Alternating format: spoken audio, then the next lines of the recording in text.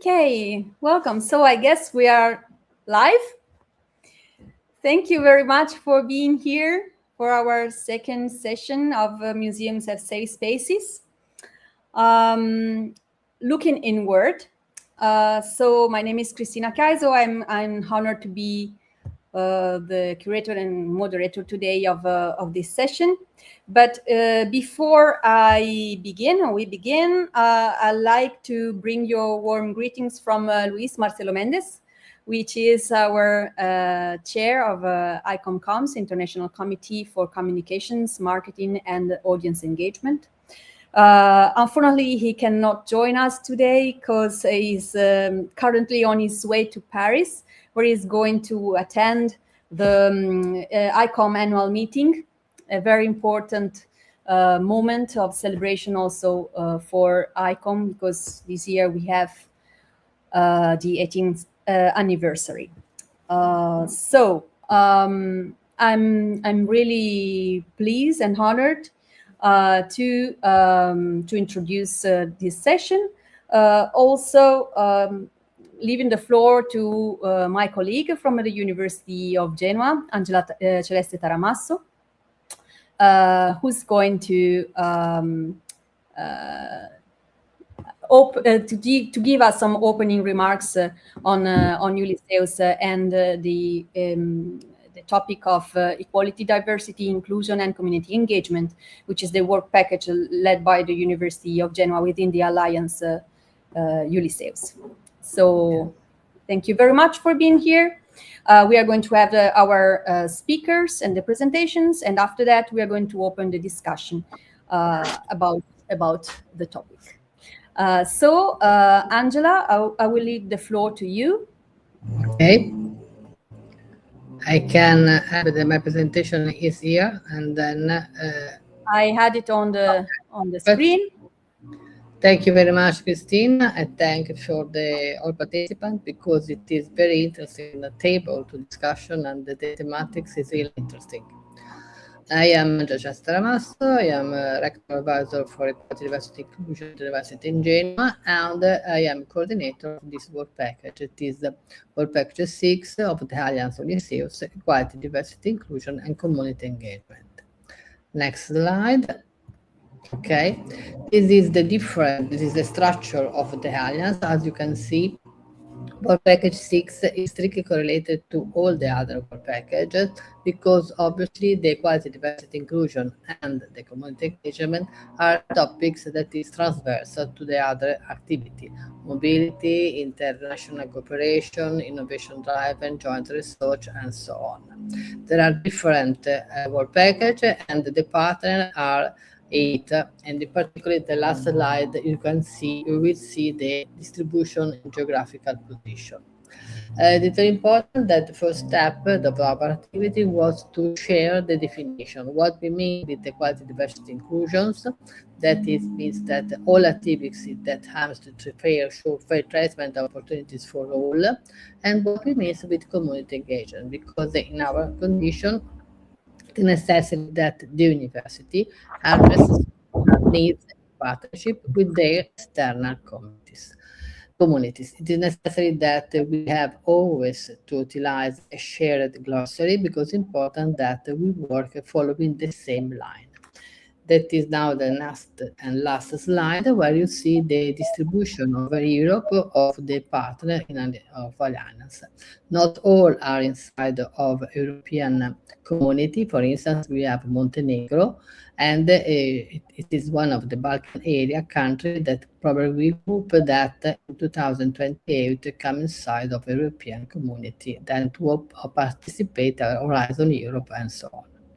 Thank you very much for this organization and to give me the opportunity to present Ulysses, but in particular the work package that I have the honor to coordinate. Thank you very much. Thank you very much, Angela. So now I'm going to introduce the topic of today. So I add my presentation.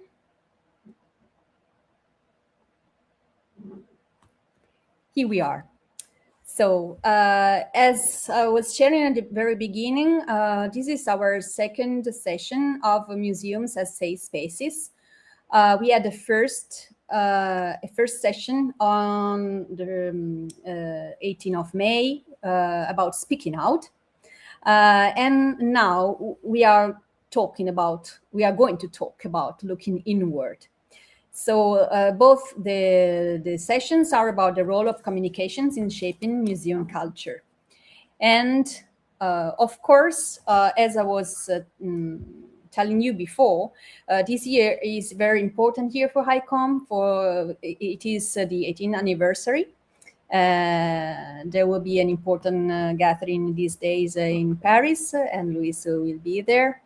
And the initiative is also in the framework of the International Museum Day, which this year was Museum Unite in a Divided World. That it is, of course, a topic which is pretty sensitive at the moment. And for that, the first session was held on May 18, actually the International Museum Day, which ICOM organizes every year. Just a brief introduction to the topic, because we have to start from the very beginning. At a certain point, of course, you know that ICOM is voting and is supporting the museum definition, which evolves. And the last definition was in 2022, approved in Prague during the General Assembly gathering. And we have, of course, the definition as a non-profit permanent institution in the service of society that researches, collects, conserves, interprets, and exhibits tangible and intangible heritage. Open to the public, accessible and inclusive, museums foster diversity and sustainability, and they operate and communicate ethically, professionally, and with the participation of communities, offering varied experiences for education, enjoyment, reflection, and knowledge sharing.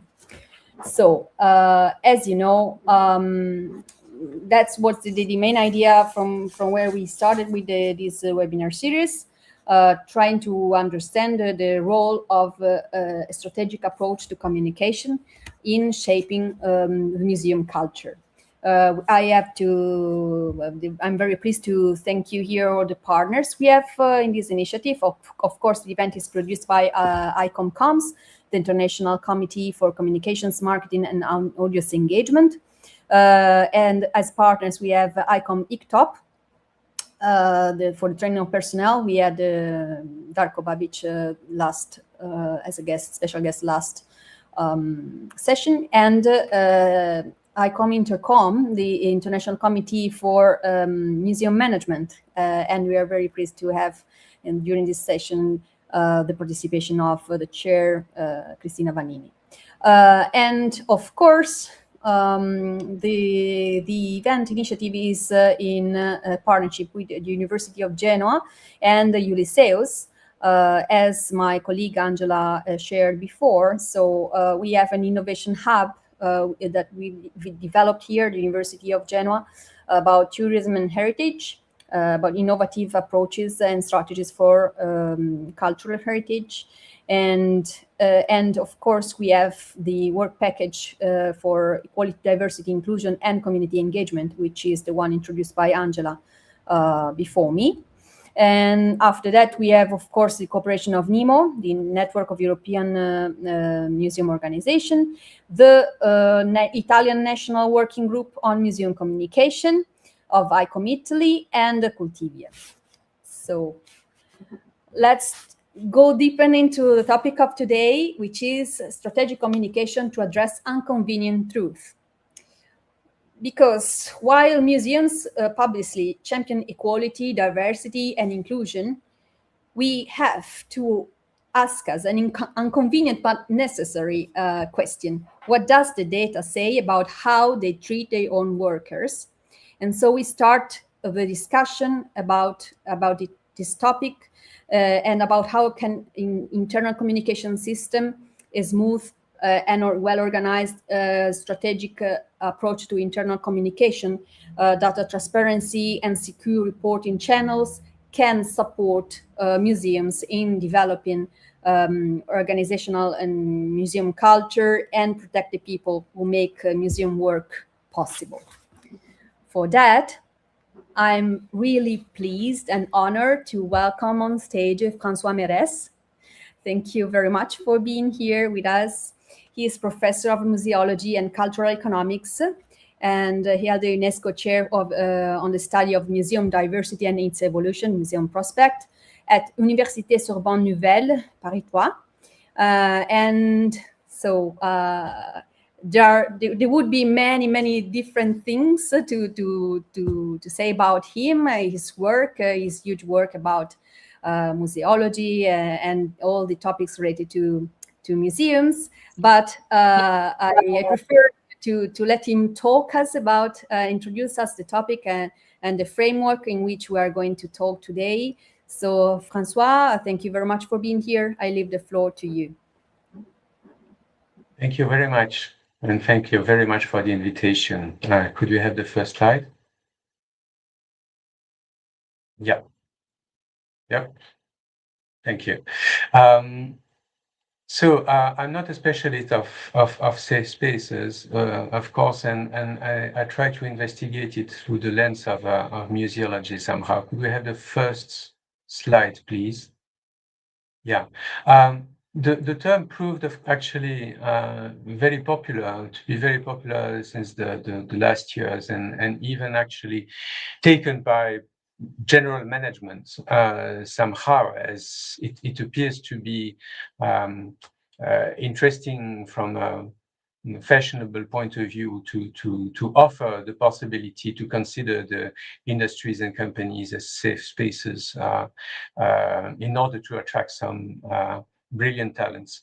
But actually, it also comes from activist movements since the 60s and 70s. From a more museological point of view, next slide, please. I would like to try to see, this is a representation, a theoretical representation of the museum with the objects, the display, the exhibition, the architecture, the environment within the museum, with actually outside of the museum, and actually also most of the major actors of the museum. And we will review some of them in relation with this notion of safe space. Next slide, please. Actually, the very first notion of safe space is the relation between the scholar in itself and the museum. Actually, the origin of museum was somehow, at least since the 17th century, at least, considering the scholar to provide a place, a kind of very specific place outside of the common world, more or less a kind of sacred space where he could think about the relation between objects and the ideas and manage his intellectual tools. So somehow the very first relation between safe space and the museum starts with the scholar. But then next slide, it's very directly was translated between a relation of safety between objects and the museum in itself. Somehow with the social life of things, the objects could be protected within the museum world in storage places, but also protected with a lot of tools, security tools. And somehow, if it had a soul, get the information and get the feeling that it could be in a safe space. And definitely, during most of its history, the museum in itself could be seen as safe space, but especially for scholars and for the objects, and not somehow with the visitor or in relation with other people. However, next slide. Another very important actor within the museum sector is the collector.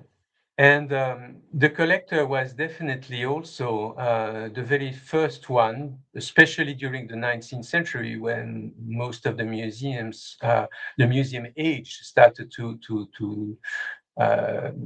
develop, could see his collection in a safe space with the museum. And somehow the final destination of the collection would be the museum. Otherwise, the collection would be sold or distracted, etc. So it's again a relation between safety and objects, much more than the relation with the visitors. It only started much later, this relation between the museum and the visitor somehow. Next slide. It started much later, but also at the end of the 19th century. This engraving shows, it is called the Dormeur du Louvre, old and poor people trying to sleep and to get some rest at the Museum of the Louvre. You see it was done at the end of the 19th century. At that moment, the Louvre was called le calorifère national, the national radiator, because it was a place that was somehow safe for poor people, even though it was a scandal for some older classy people who didn't want to have these visitors inside the Louvre, but this is another topic. But for long, somehow, the museum appeared also as a possibility to rest and to live in the museum and without being annoyed. Next slide. But it's especially during the 70s that this movement started to grow up with the new museology movement and the eco-museum movement, with some projects such as Casa del Museo in Mexico, or Anacostia Neighborhood Museum near Washington, where actually the museum was very much more oriented to people who never visited the museum, for them to consider the museum as a space for them that could be also safe. And of course, that relation started, then somehow it declined. And of course, after some decades, especially at the beginning of the 21st century, it grew up again. Next slide. Especially with all of these movements linked with women museum, with museum dedicated to decolonization, with gender topics, etc. Actually, most of the topics that were involved with museum activists, even though the relation with these way of considering the museum and the actors themselves was developed during the process of the museum definition, and especially with the new definition that was proposed in Kyoto in 2019. Next slide. But if we consider the personnel, somehow the personnel are the last people to be considered by the museum to in this relation of safe space, especially because during a long time, well, the staff in itself, the museum staff was only restricted with a lot of museum guards and some curators. And most of the museum guards, especially in Europe, were old militaries, etc. So you may imagine that, of course, this relation of museum as a safe space for militaries was definitely not a point of view. Next slide. Especially also because the curators and the directors of the museum at that moment and until I would say the 1960s were very much people coming from academics, the academic field, who had mostly no management tools. It's only, next slide. It's only with the growth of somehow neoliberalism and the relation between the museum and the market that management within the museum started to develop, especially first actually in the US and the UK, and then actually with whole Europe, and it started actually also to be spread in the whole world. Next slide, please. Yes. But it's interesting also to realize that if you continue to this relation between museum and management, you have also to consider the relation between museum and politics. And somehow this idea of museum as a safe space is also linked with the state of the political regime within the country where you have these museums, which means that, and especially with the state of democracy, where this notion of museums as safe space would prevail. And somehow in some more authoritarian countries, this idea of a museum as a safe space, especially for visitors and people, is something that is mostly never talked about. Next slide. Which means that also it's interesting to think another actor that might appear in this relation is also the activist movement. Not only with the public, but also with the worker themselves. And somehow the relation and the movement of unions within museums may help also to facilitate this idea and this relation between museum, the staff, and the idea that museums should be managed in a better and more democratic way, and actually be considered as space also for the personnel, for the staff. Next slide. Then we could also consider the relation between all of these actors and the visitor themselves, because somehow the visitor can also be seen as a threat for the museum, and somehow the relation between the visitors and the staff start to be more difficult. And we could see, if we look carefully at the general trend, that this relation is not very easy for the moment, and somehow it becomes more and more difficult for the people, and especially for the museum guards, to behave with the visitors who do not agree to get some orders or some advices from the museum personnel, the museum staff. Next slide.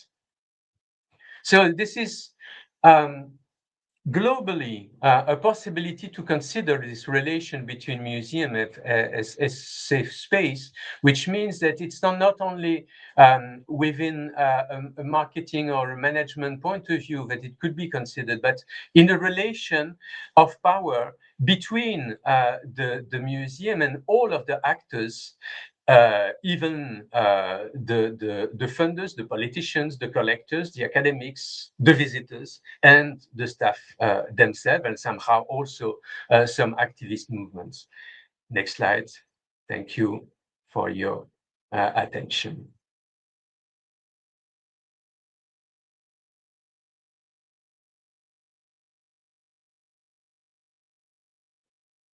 I'm sorry, I was muted. Thank you very much, Francois, for sharing. We really appreciate and we thank you. And we have the possibility to discuss further in the second part of our webinar.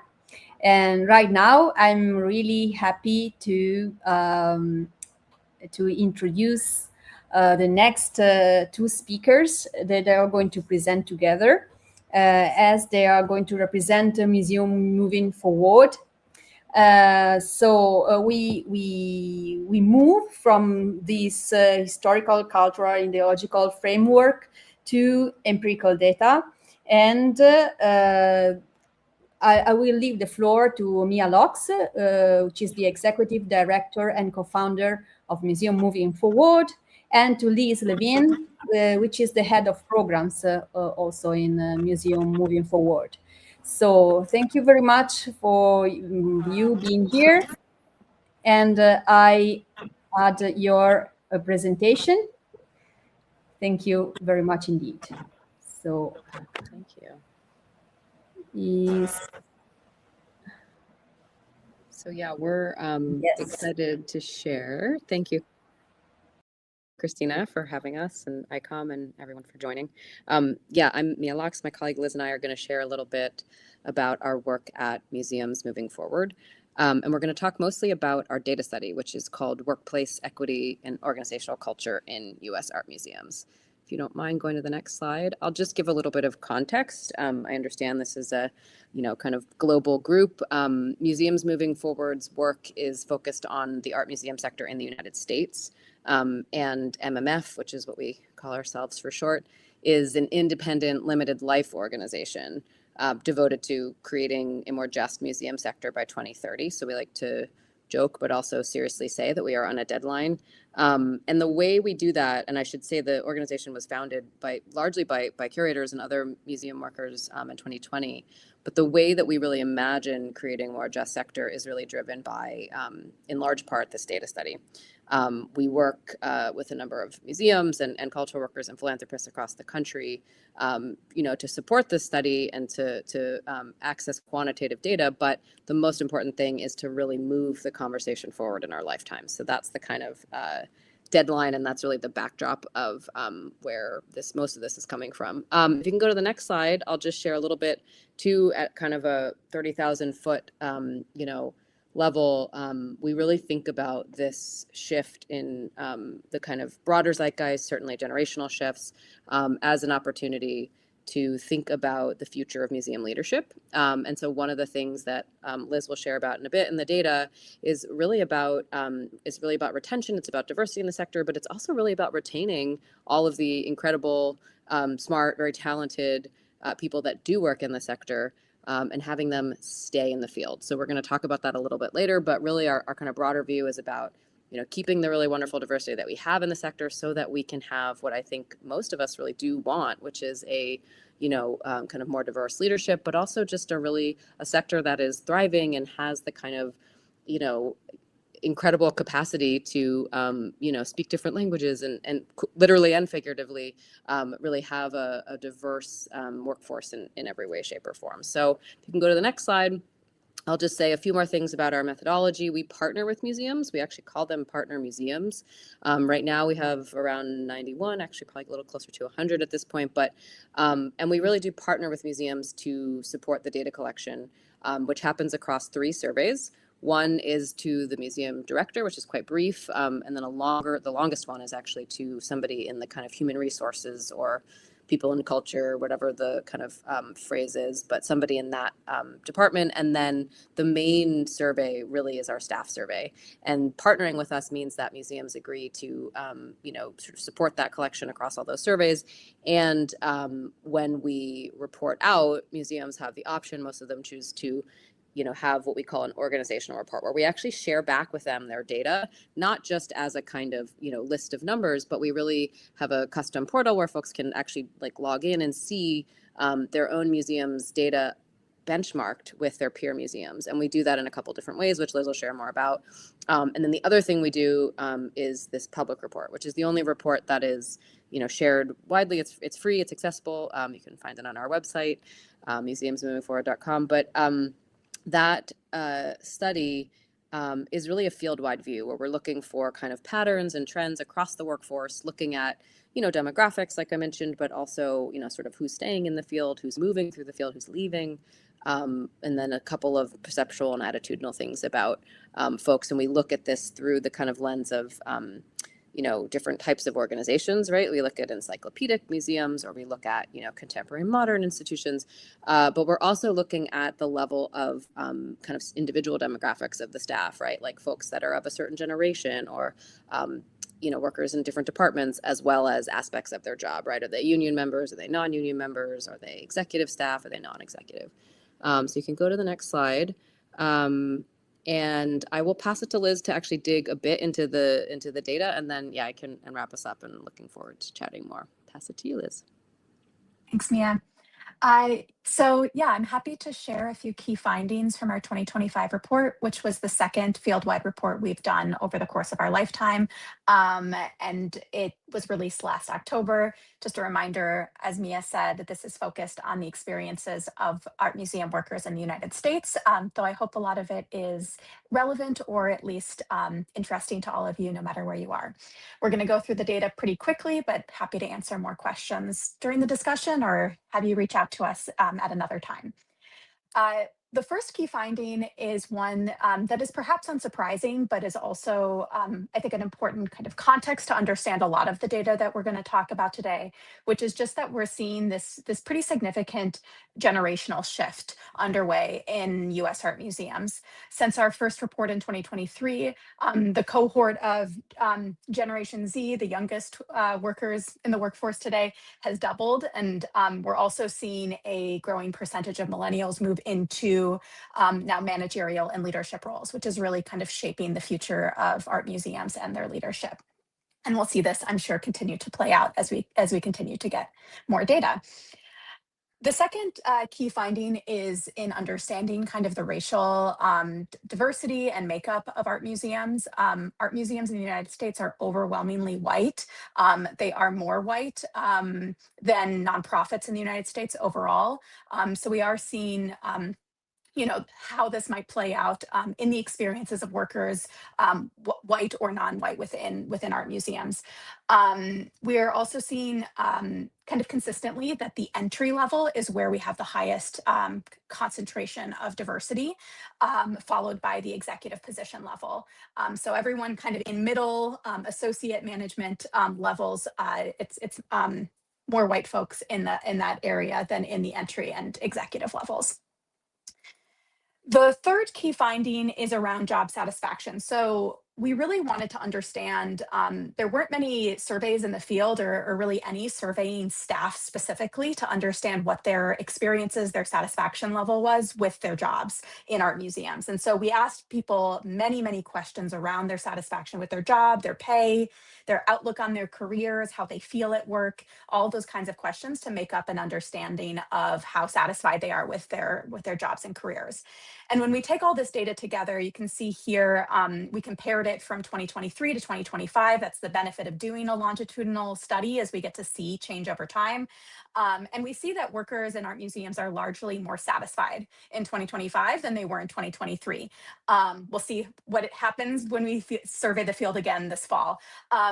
Important to remember, too, that 2023, at least in the United States, I'm sure globally too, was a time of great upheaval in the workforce, just generally.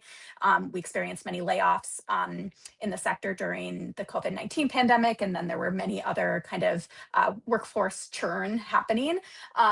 We do see that the percentage of workers considering leaving the field altogether has dropped. It was 68% in 2023, down to 54% in 2025, which is still a significant portion of the workforce, more than half, but is less than it was in 2023. And it's really low pay, burnout, and lack of opportunities for growth that seem to be driving workers out of the field.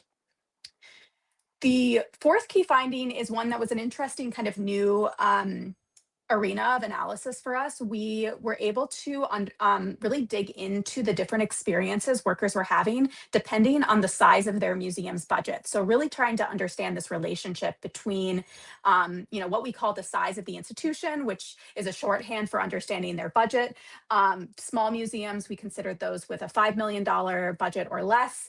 Medium-sized museums, $5 to $15 million, and large museums, $15 million or more. And keep in mind, in the United States, most of these are private nonprofit organizations. They're not funded by the government, at least in the same way as they are elsewhere. So we really see pretty clearly here that small museums, these like smallest budget museums, are outperforming their counterparts on workplace culture and staff satisfaction, which means workers are more satisfied in small museums than they are in larger ones, even though they tend to be paid less.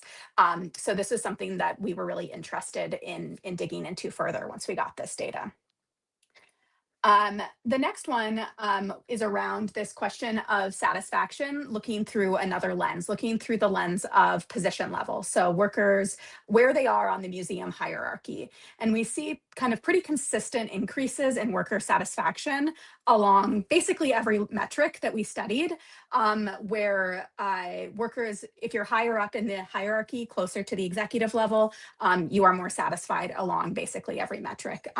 Executives report the highest satisfaction than any other position level.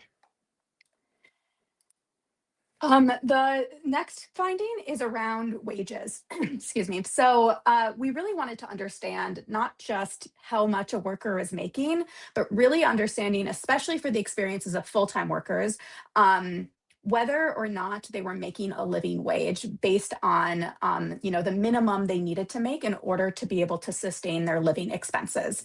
Many museums in the US are in like high cost of living areas. And so we really wanted to understand how workers were experiencing their wages play out in terms of their ability to meet their basic living expenses. And when we look just at our full-time workforce, we see that over a quarter, 28% of full-time workers are not making a living wage from their museum salary alone. They're not able to meet those kind of minimum living expenses. But when we look at the entry level, we see that that's much higher. 69% of full-time workers at the entry level are unable to meet their basic living expenses. They're making below a living wage. And we see this, kind of coupled with our understanding of the highest diversity at the entry level, many other factors that we're looking at, that this concerning trend where earlier career workers and non-white workers may not be able to sustain themselves in museums long enough to be able to be promoted into positions that pay a living wage. So we see this real opportunity around losing people early on in their careers who can't sustain themselves. And then the final key finding that I want to uplift is around the unionization movement in the United States. It's not been a historically very unionized sector. And so what we're seeing today is that there has been a 179% increase in unionized nonprofit art museums since 2019. So a really significant impact kind of in the workforce in the US. And we're seeing kind of the perceptual impact already. Union members are overwhelmingly positive about their impacts of the union on their work lives, with salary or pay being the most notable impact. So when we ran a calculation, we actually saw that non-unionized workers were earning less. We're earning 78% of what union members earn. So early indications of some of the impacts that might be happening based on the kind of rise of unionization. So I'll pass it back to Mia to finish up.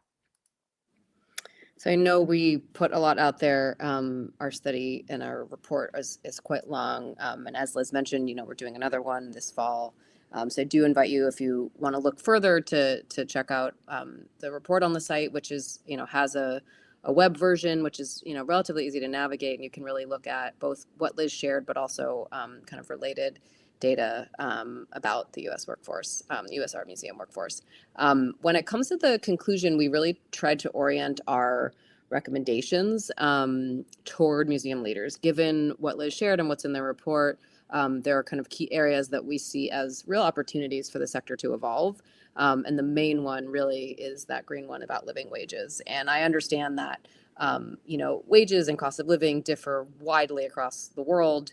And actually, a lot of our European colleagues, are shocked actually at how kind of well-paid art museum workers are in the U.S. compared to, in different countries. But at the end of the day, as Liz mentioned, what we're finding is that really folks can't afford to work in the U.S. art museum sector because, the cost of living is so high. And you saw the kind of pretty abysmal ability for people to really be able to afford just basic living expenses. Not, go on vacations or even pay off their debt, because in the US, most of us pay a lot of money to go to school. So there's a real need there and a real, I think, opportunity for the sector to start paying living wages just as a baseline. As we look forward to the future, we think it is the most important thing that we can do. And honestly, it's the most important aspect of supporting diversity in the field in every way, shape, and form. So I won't get into details on all the rest, but just to say, if you are a museum leader or know a museum leader, or if you're just interested in hearing more data-driven recommendations, please check out the conclusion section of the site. And if you go to the next slide, I think there's a bit of info about how to find us. We're on, Instagram, and you can always email us at info@museumsmovingforward.com if you have, questions or observations, or if you'd like to speak further about anything that we've shared. Really appreciate it. Thanks again for having us, and we're looking forward to the discussion.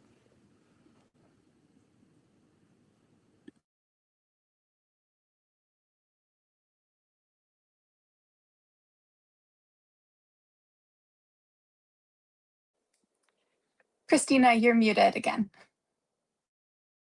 My bad. I'm sorry. I'm sorry. So thank you very much, Mia and Liz, for your tracking workplace reality and giving us these key findings and valuable insights on satisfaction and well-being of people working in museums. Thank you very much. And we'll discuss, as I previously said, in the second part of our webinar. Let me, in the meantime, introduce you the last of our speakers, which is, of course, Jessica Beatriz Ramirez Rivera, which is the operation manager at Museo Casacalo in Mexico City. And she brings a hands-on experience in managing day-to-day operations and implementing innovative and effective strategies to build and develop safe spaces within museums. So we are very happy and we can't wait to hear your perspective, Jessica. So I leave the floor to you. Thank you very much for being here.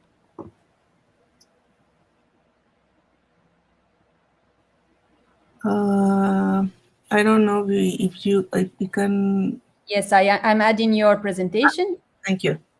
No, I'm sorry. This is bad. Okay. No, my goodness, I'm sorry. Yes, the floor is yours. I'm sorry. No, don't worry. Buenos dias, good morning, good afternoon, everyone. And thank you so much for the invitation. Today, I would like to reflect on museums as safe space, but especially on what museums sometimes hide under the rug, like my colleagues already explored, but with a Latin American perspective. When we talk about safety in museums, we often think about visitors, accessibility, or public programs, but I think safety is also emotional, institutional, and relational.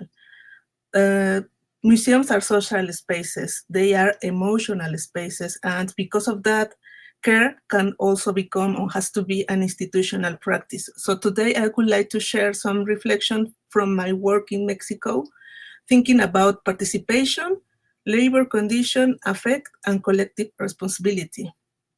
So I wanted to begin with these ideas because they summarize the core of this presentation. These images here also remind us that museums are not isolated from social realities. Labor struggles, emotional well-being, gender violence, inclusion, and dignity are already part of the museum's life, even when institutions do not openly discuss them. So perhaps the question is not whether these issues exist inside museums, but how we choose to address them. For me, safe museums functions as ecosystems. They are not built through one department, one exhibition, or one policy alone. They emerge through relationships between institutions, workers, publics, communities, narratives, and participation. So communication is one of the keys. In this diagram, participation becomes the center that connects everything else. Museum identity, human resources, intersectional perspectives, care systems, sense of belonging, and community relationships. And I think relevance is very important here. Like Nina Simon relevance concept address is the other key to open meaningful doors in museums, because participation without relevance can become symbolic, but when people truly feel recognized inside museum spaces, participation can generate belonging, trust, and collective care. I would like to address 4 dimensions. The first dimension is participatory methodologies and citizen labs. These projects help museums move from working for communities to working with communities, creating spaces for dialogue, listening, and collective knowledge productions. One example is the project Construyamos una nueva mirada, narrativas visuales feministas en museos. Through these initiatives, several participatory prototypes were developed, including the Violentómetro de Museos, a tool designed to document visible and invisible forms of violence experienced by women in museums. Built through an online survey completed by 85 museum visitors and workers, the project transformed individual experience into collective knowledge and open conversations that are often absent from museum spaces. Participations create belonging, and listening can become a museum practice. The second dimension is collaboration and institutional alliances. Museums cannot work alone. Collaboration allows institutions to share resources, knowledge, and responsibilities while creating more sustainable programs. The project shown here was made possible through a partnership between Casa de la Bola House Museum and an external foundation that provides financial support. Since the museum itself is also managed by a foundation, this collaboration allows both organizations to jointly develop 10 workshops with women through 2024, resulting in a community-based artistic projects focused on human rights. For me, this demonstrates that care is not only interpersonal, it can also be built through institutional networks and shared commitments. This slide represents the things museums often prefer not to discuss openly: work conditions, institutional violence, lack of protocols, burnout, emotional labor, invisible hierarchies, and sometimes the exclusion of certain narratives in Latin America as a normalized reality. Very often, museums present themselves publicly as inclusive or progressive spaces, while internally work experience precarious conditions or institutional silences. So I think safe spaces also require institutional honesty. We need to talk what are museums hiding under the rug and how communication help us address uncomfortable truths instead of covering them. The next dimension focuses on museums workers. I believe it is impossible to build safe spaces for audiences if institutions do not also care for the people sustaining daily museum life. That includes guides, security staff, maintenance workers, administrative teams, audiences, all of them. Museum work includes emotional labor, especially in museums working with memory, identity, violence, inclusion, or social justice.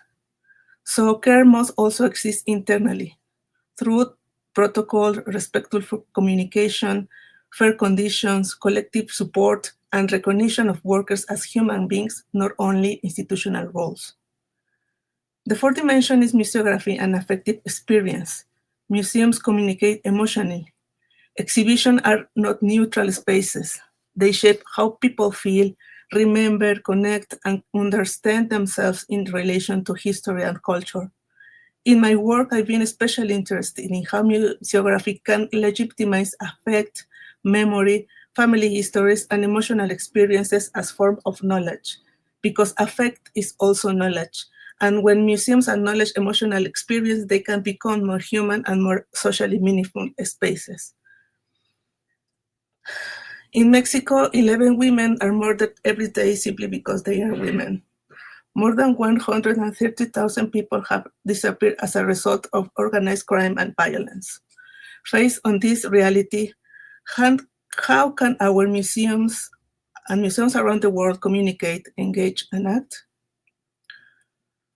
To conclude, I believe safe museums are not a final destination. We don't want to be a destination.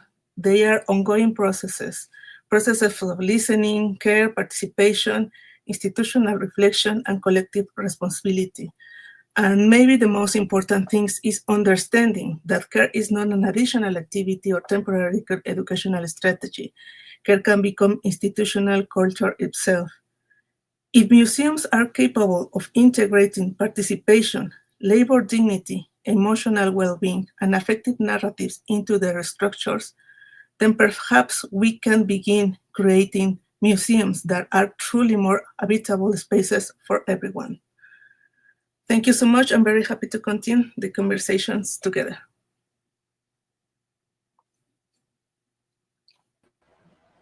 Thank you very much, Jessica, for sharing your experience and perspective. And also these insights are very valuable and important to share among us. So I will open the discussion right now. And as already shared, we are happy to have here as a special guest Cristina Vannini. She's the chair of ICOM Intercom, the International Committee for Museum Management. So I'm very happy to have you here, Cristina. And for me, it is also an opportunity to underline that strategic communication is strictly related also to the management of and governance of the museums or the cultural institutions. So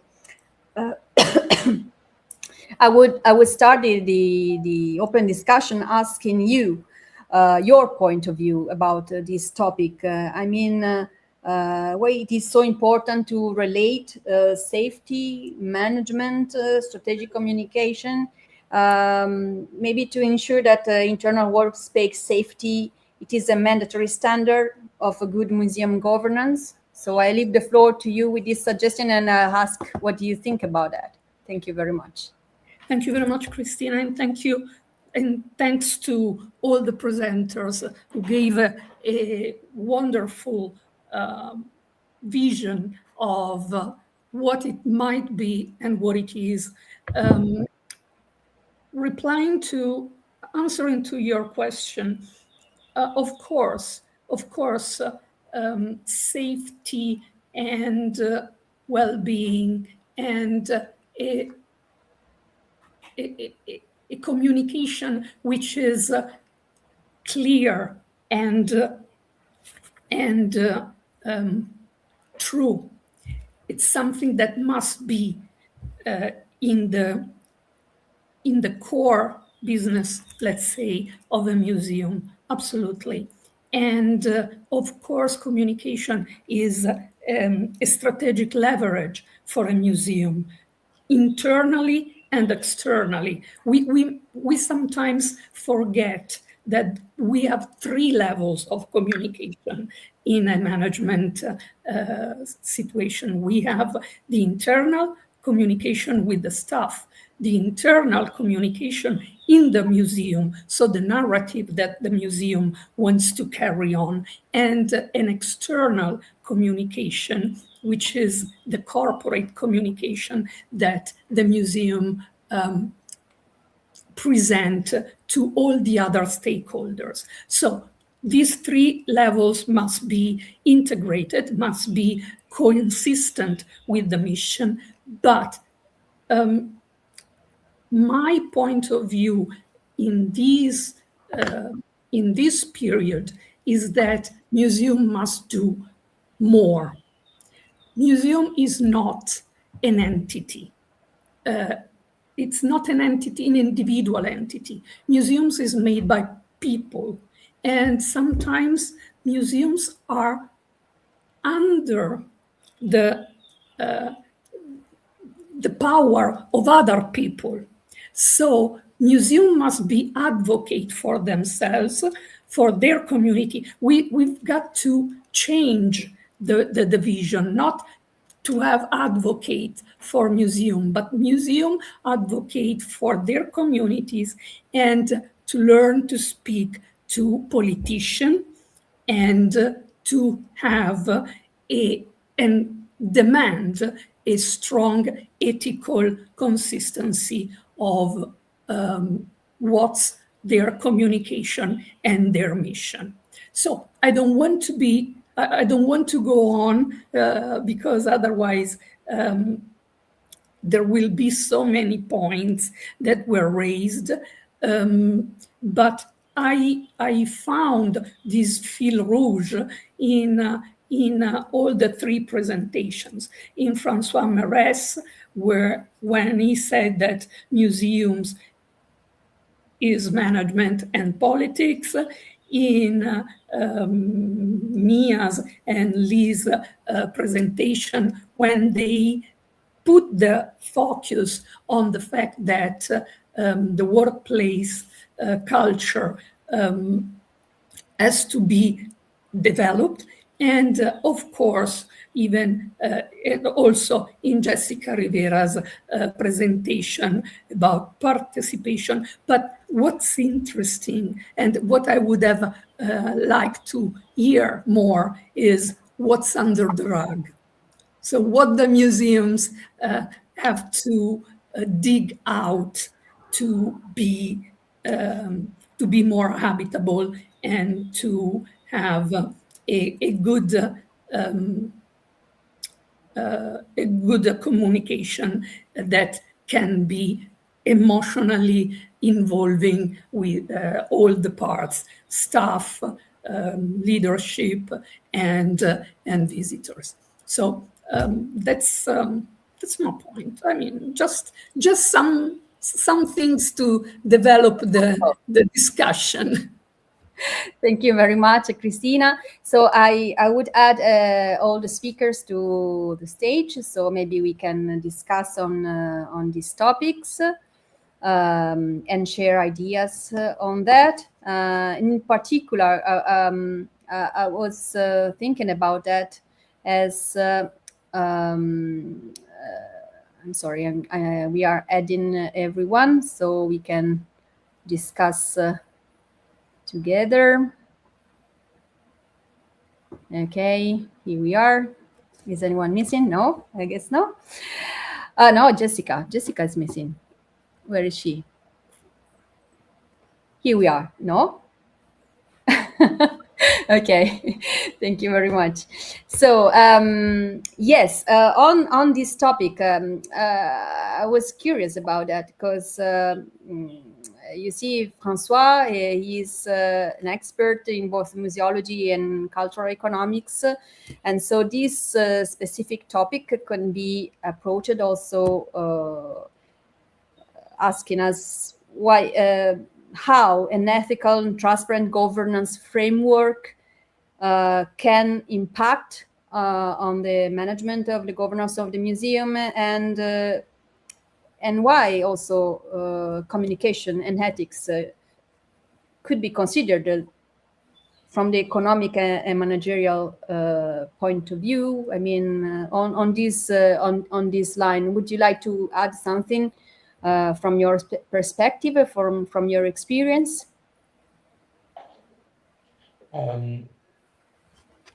I would say that actually, and you might imagine all of the different frameworks concerning management, etc.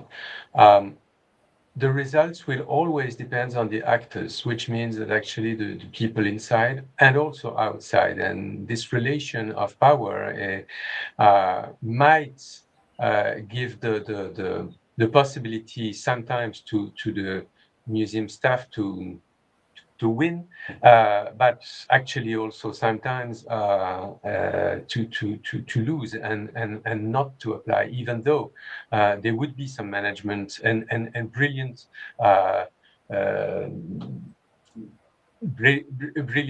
methods that would be applied, etc.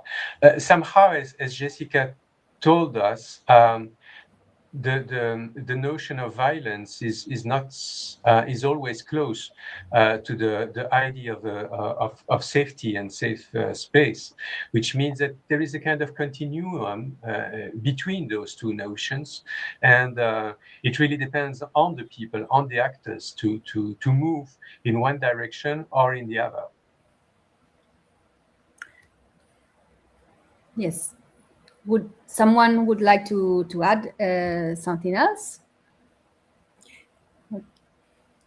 Yes, Christina. Well, just to make a discussion, the idea of islands, though, with museum, it's a little bit, it can be dangerous because you risk to look much more inward than outward.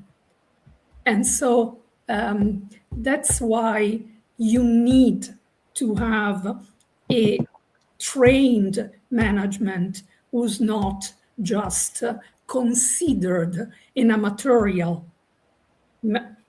management, because this is also one of the problems that cultural professions, since at least the 18th century, even earlier, were considered amatorial activities.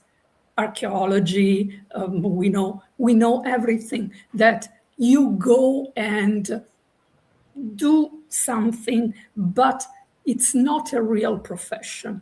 And that's something that I believe the museum field is still carrying out if they don't start consider the museum field as an industry. I mean, I don't want to say that the museum must become, that the museum field must become a business or must become an enterprise, not this, but it has to be structured as a real professional workplace. And at this time, we saw it with some of the results of the report that Liz and Mia showed us. It seems that it's not the case. And sometimes, and so, we cannot, we must stop thinking that museums are islands, beautiful islands where we can go and stay, because otherwise we don't help the issue to explode and to get the relevance that it deserves. And so that's it. That's thank you, Christina, for underlining the importance of the recognition of professionals within also within museums. And of course, from the report that Mia and Liz were sharing with us, there are some specifically some very relevant and curious insights. I mean, about satisfaction, about the wage, and all the things that are pretty strong topics to underline. So, I mean, maybe there is something that is related to the passion or the vocational love that we have for working within the museum environment that can justify maybe poor internal communication, lack of transparency, or other issues like that. What do you think, Mia, Liz, from the data you were presenting?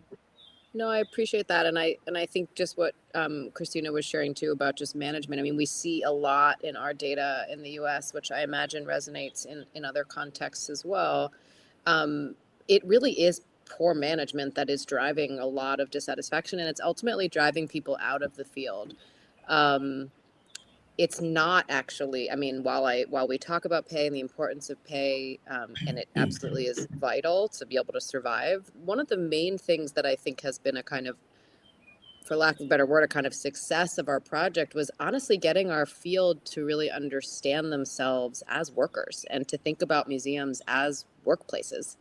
To your point, I think historically for sure, but honestly, even 10, 20 years ago, there really has not been a discussion of the fact that hundreds of thousands of people work in these cultural institutions worldwide, that were, of course, you know, as we heard from our from Francois and others, like have a very specific history. But you know, at this time, we also have a moment where people are coming to museums. They want to engage with culture, and in order to be relevant and sustainable, let alone to be a healthy, you know, environment, but really to produce the best work and to make the best exhibitions, every organization on the planet, whether it's a profit institution, not profit institution, all the data, not our data, but all the data in the world of business and other sectors will tell you that culture is what drives success. It makes the bottom line. It's what makes you, you know, it makes your product better. It makes your people get through their best work.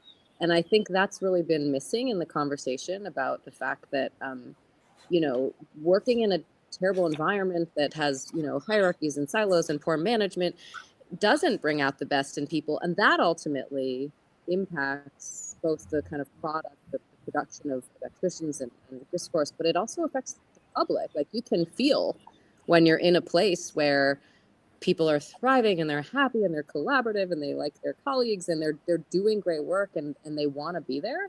And you can tell when you're in a place where people are, you know, either miserable or they're exhausted or they just look frazzled, you know, like you could be at a restaurant and you would know that, you know, you can really feel that. And that has really ultimately been one of the very early conversations for us about really thinking about people in museums, even if they're academics, even if they're curators. I was a curator for a long time, even if they're conservators and have very, you know, kind of specialized degrees, they are also workers. We are all workers, and we really need to think about these cultural institutions as, you know, wonderful places to visit, but also as workplaces. So I don't know if Liz has anything to add to that, but I just thought that's been interesting for us to see the evolution of that conversation across generations and across the US. Sure. Thank you very much indeed. Yes. Sorry, Christina, are you? No, Nilo. We have a question also from our audience. It is. I'm very happy to have this question from Nilofar. She is part of the ICOM Coms. She's the vice president of our international committee. So her question is, how can museums better recognize and address the emotional labor of professionals working in contexts of conflicts and crisis as part of workplace equity and staff well-being? We see that that there is a very important thing that we have to underline that is related to a specific localisms, I would say. This is an insight that we also underlined in the previous session. So who's going to answer about this question from Nilofar? Maybe me? Yes, Jessica, please. I'm very happy to read Nilo. It's a colleague that I appreciate so much. So when we are today in Mexico have very difficult time because not only by violence or organized crime because of the World Cup, football World Cup. It's a very difficult event for the city, Mexico City, and to be in a place like a museum. We hope in a certain time that it would be positive to us to have many tourists and take advantage advantage for it, but it was not the case. It was difficult to even came to the museums because of the mobility. It was very, very difficult. So how can we address this? Is a much later theme, but we are do sessions of dialogue and listening, and how the people feel, not only with the staff, but with the public, with the neighbors, to address the issue, to put it in the table. So I think that this is a session that we can discuss some things, not only to give a solution or give another processes, but with listening to us, we can reach some time to get inside the problem, and so recognize the problem, so we can do a minimum, a brief or a short space, so listening, but this is not in this short space for transparency communication. We are relief of the thing. So I think we can provide the physical space to share the problem with them. So I think this is one of them, and documented these spaces is very, very important to document the processes in museums. So this is one idea, one we can do. Thank you. Thank you, Jessica, for answering this. I think that there are other questions from our audience also. Okay. So, museums have traditionally earned public trust through authentic in-person experiences. As they move into digital and virtual spaces, do you think maintaining that trust is becoming more challenging? Is anyone going to answer that?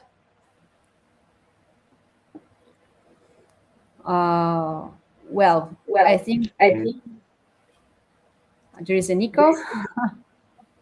Well, if you want my point of view, it's yes, absolutely yes, for a series of reasons.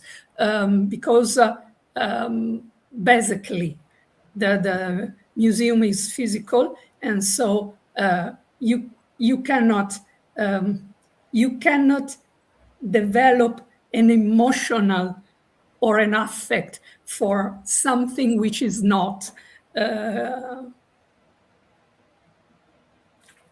physical. Okay, we can open the discussion with the intangible heritage, but let's stay to the museum collection. And I think that in comparing an object of a museum collection and a digital object of a museum collection, the physical one is more emotionally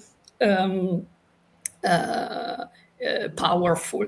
But the problem that we are going to face is not only digitization, but it's the artificial intelligence that it's going to be used in the work of curators, conservators, and communicators of museums. So how can artificial intelligence can be used? How can artificial intelligence be used to create an authentic narrative? So that's something that museum people has to consider very, very strongly and very, very deep. I would, and then I'm going to ask you if there is anyone that want to reply to this provocation suggested by Christina. I think that there are colleagues that can discuss more than me about this, because of course I think that technologies are tools. There are different ways that we can use nowadays to approach the same topic. So I think the challenges are changing. but from the general point of view, I think that we always have to think about the topic and to find out solution, even if they are in a physical, digital, or digital situation. Of course. So, would you like to add anyone else? Yes, Francois, please. I would like to add something, because there might be two answers. The first answer is telling no, and we saw it because actually, as Christina told it, the power of what we call the real thing, I mean the authentic object, somehow is very strong, and we had this experience during the COVID moment to see that, of course, we had the internet, we have digitized objects, etc. But this relation between the physical space and physical persons, educators, etc., who would talk to people, they can share some emotions, and the objects also can provide a kind of experience that is kind of unique. That's the first point. So somehow the process of digitization is not going to change anything. And somehow also, I might say the contrary. But it's not only with this relation, but it's behind this relation, and it's a problem with authenticity and authenticity and fake news and the relation that we got through the authenticity. I mean, the former president of ICOM, Alberto Galandini, was very proud to announce, and it was definitely true, because there were some surveys telling that museums were one of the most trusted places.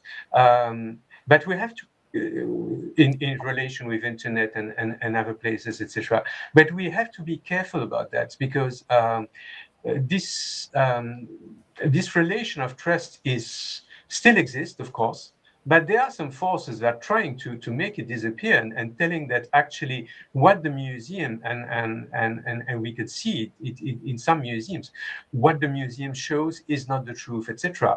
Which means that it could change. And this is definitely, to my mind, one of the most difficult challenges that people and museum staff will have to tackle within the next years. And building on that, building on that, I believe that it's not only an internal work that the museum people must do, but it's also an external control, ethical control, that the community must exert on the museums, because we all watched the transformation in nationalist narratives of some countries and some museums. And that's something that was specifically wanted by the politics of that country. But maybe communities were not so interested in the change of narrative. So this ethical aspect, which is not only connected to the code of ethics of ICOM, I mean, it's connected with it, but it must not be connected just to that. It must be shared with all the stakeholders. And that's why I said that museums must find a way to become the strong amplifier for their community, but only if the community help the museum to maintain the bar and maintain an authenticity that otherwise it might be changed.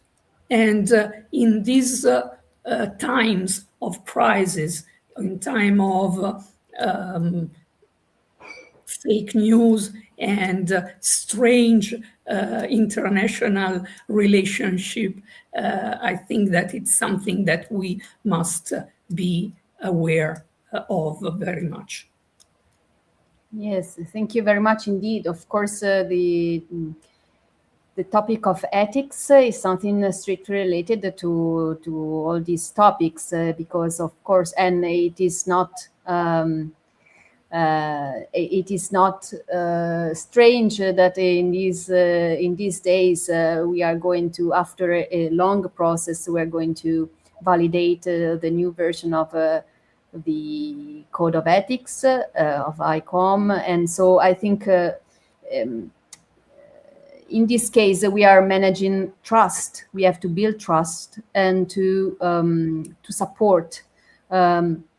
Visitors, the museum staff, and stakeholders, and everyone which is involved in a way, in a different way to the museum. Museum has a public value. It is bringing value. It has to be trustworthy. It has to be a voice that has to be heard and to be trusted. So, of course, thank you for all these considerations that are connecting communication, and of course, in a strategic approach to communication has to support that. Okay, Nilo is adding, building on Christina's point, I would add that digital transformation in museums need to become more human-centered, focus on empathy, connectivity, and sustainability. Yes, of course, we agree. As shared before, technology is improving the tools and the ways we can approach to the topics, and there are new challenges brought by that. I see there are other interesting questions. I don't know. We have 5 minutes left to our session, so unfortunately, I think that this is also the opportunity to say that because we are very happy and glad that of the success of this initiative, and of course we are already working on further sessions because, of course, as we see, there is much more to share and to talk about that. Let's see this question, okay, and then I have a final really brief question I have to ask to all the speakers. So, can digital architectural documentation and 3D VR tools help make museums more inclusive and safe for global communities? This is on the same path we have discussed before. So, of course, it depends on the use that you have of the tools, of the technologies. I think if no one has to add anything else, but I think it is perfectly on the path on what we have been discussing before. Just a few minutes, but I would like to ask to all the speakers if they want to give us a very brief piece of advice. So, starting from the discussion of today and looking at the future, what could be the very first concrete step that the leadership or the staff or the museum should take to foster a genuinely safe space? What we can do right now. So I leave the floor to the speakers if they want to give their word or their sentence about that. Which one would like to answer? Some of you. What could be the first step in this direction?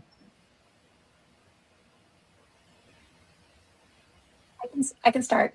Yes, please. And just to the topic of trust, which I think, bringing it back to the perspective of internal trust. Yes, museums are very trusted externally, but we see kind of through our data that the trust in the institution from workers is perhaps wanting. And so one thing, there's all sorts of incredibly expensive things that we would recommend museums do, or like pay their workers a living wage. But I think that, one thing that we hear over and over again from workers is just transparency, just, communicating more things more often, treating workers like they have a stake in the institution, because they do have a stake in the institution, all workers, not just some.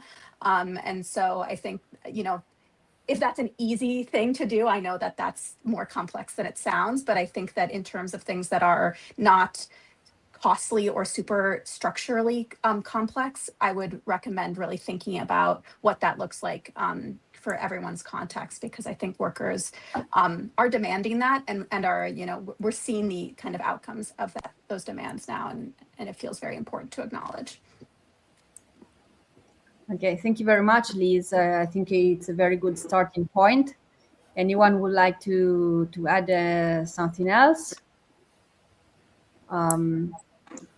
If not, yeah, I could yes, add François, something yes, if you want please. to. Well, but it will underline something that was already told somehow. It's to focus on museum workers. I mean, just focus on the people, because in the people you would find the emotion, the empathy, etc., but also the passion. And it's through this passion that you might put it. It's not just adding it from the top to down, but it's also, of course, bottom up somehow, and this is how it might work, I suppose. Yes, Francois, absolutely. And I see also Nilofar that has a comment in the chat from Iran. She's in Iran right now. It should not only be about technology and efficiency, but also about how people experience, relate to, and are affected by these systems, including both audiences and museum workers. So, of course, this is a very good point to start with. Absolutely. Anyone else would like to add anything else? I think that we talk hours about the topic, because it is something really important for all of us. But as I told you, this is just a starting point. We are going further with the discussion, and we'll keep you updated about that. So in the meantime, you see that we, as ICOM Coms, you are working for the next initiatives, as also Finland at the end of the year with the conference and other things. The beautiful project that is going on with the great commitment of Nilo. Thank you, Nilo, for participating today, also from far away. So I would like to thank you, all of you, for participating today, all the audience, for your questions. Of course, thank you very much for the speakers for their presence and their valuable contributes that I think, as I shared, it is a starting point of the discussion, but it is important to start from somewhere. And with your contribution, we could start defining the framework and the possible actions, and having the insights on which we can discuss. So thank you very much, really, for your valuable help. And thank you, Angela, for being here for the introduction also, and for the work package. And I have to thank a special thank you to Roberto Torres from our international committee. He's supporting us behind the scenes for his valuable help. Thank you so much, Roberto, for your support today. And so, in the meantime, you can keep in connection with the ICOM Coms International Committee with us. You can find us on the website, on the social medias. Yes, thank you, Roberto, for sharing. So let's keep in touch. If you have any suggestions or ideas for further session about, as we have already received, please feel free to contact me. I will be pleased to talk with you about different topics. As I told you also before, localism is very important on this topic, because each country has its particular issues in the main framework. So we will be delighted to approach to different points of view and situations, experiences. So in the meantime, I think that we are done for today. Thank you so much, really, for being here, and see you soon. Okay, thank you very much indeed. Bye.